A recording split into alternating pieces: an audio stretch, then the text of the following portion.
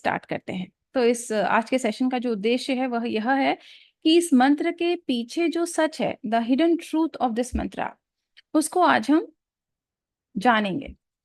और ये जो मंत्र है, ये ऋग्वेद एक पुस्तक है, you can see this is Rigveda.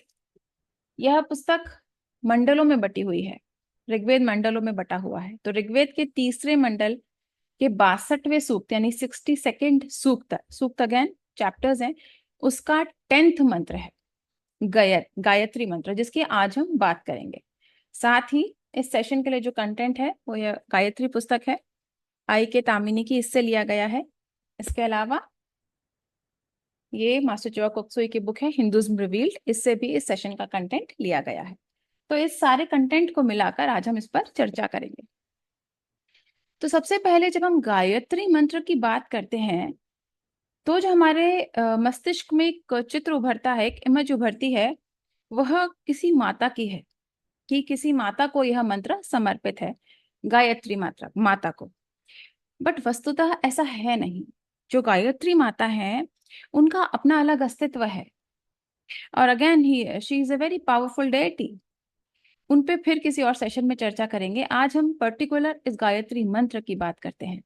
तो इस मंत्र को गायत्री मंत्र क्यों कहा जा रहा है? अगर यह गायत्री माता के लिए नहीं है, अगर यह गायत्री माता को समर्पित नहीं है, तो ये किसको समर्पित है? सबसे पहली बात, जब इस मंत्र को गायत्री मंत्र कहा जाता है तो वह इसलिए कहा जा रहा है क्योंकि गायत्री वास्तव में एक छंद है, एक मीटर है। अगर आपने सुना हो कि जो वेद हैं वो छंदों में लिखे गए हैं। छंद क्या होता है, इसको थोड़ा समझने की कोशिश करते हैं। छंद एक पर्टिकुलर सेट ऑफ वर्ड्स होता है। जैसे एक छंद में निश्चित होता है कि कितनी पंक्तियां होंगी, 3 पंक्तियां होंगी कि 4 होंगी कि 6 होंगी। फिर हर पंक्ति में कितने अक्षर होंगे ये भी निश्चित होता है। फिर उन अक्षरों में से कौन सा अक्षर ह्रस्व या दीर्घ होगा, यानी स्मॉल या बिग, छोटी मात्रा या बड़ी मात्रा, ये भी निश्चित होता है, ताकि इन मंत्रों को आसानी से गाया जाए। ये एक प्रकार से आप समझ लीजिए एक रिद्म, एक धुन है।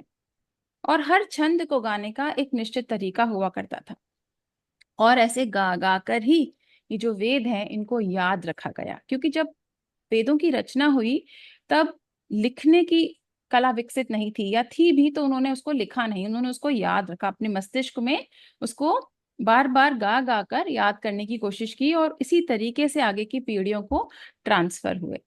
तो ये जो गायत्री मंत्र को गायत्री कहा जा रहा है वह वास्तव में एक छंद है, और ऋग्वेद में बहुत सारे और गायत्री मंत्र हैं, यानी कि बहुत सारे और मंत्र हैं जो गायत्री नामक छंद में लिखे गए हैं।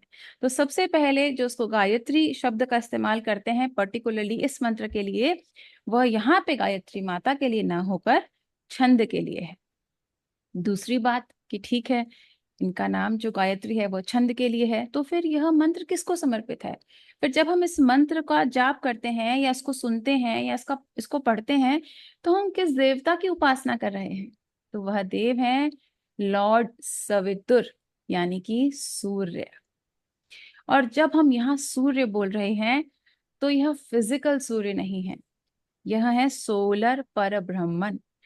जो उनके पीछे की ऊर्जा है, वह ऊर्जा जिससे ये पूरा सोलर सिस्टम चल रहा है, उस सूर्य को हम पूज रहे हैं। फिजिकल सन की पूजा नहीं कर रहे, हम उसके पीछे की जो रियल एनर्जी है उसकी पूजा कर रहे हैं। और प्राणिक हीलर्स इस बात को बहुत अच्छी तरह समझ सकते हैं कि जो फिजिकल बॉडी अलग होती है और उसके बाद बहुत सारी और बॉडीज होती हैं, और उसके बाद एक सोल होती है। तो जब हम गायत्री मंत्र का जाप करते हैं तो हम सोलर परब्रह्मन की उपासना कर रहे हैं।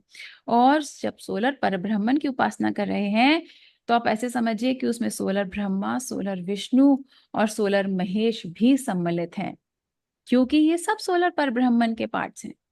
ये पूरा ब्रह्मांड सोलर परब्रह्मन का पार्ट है।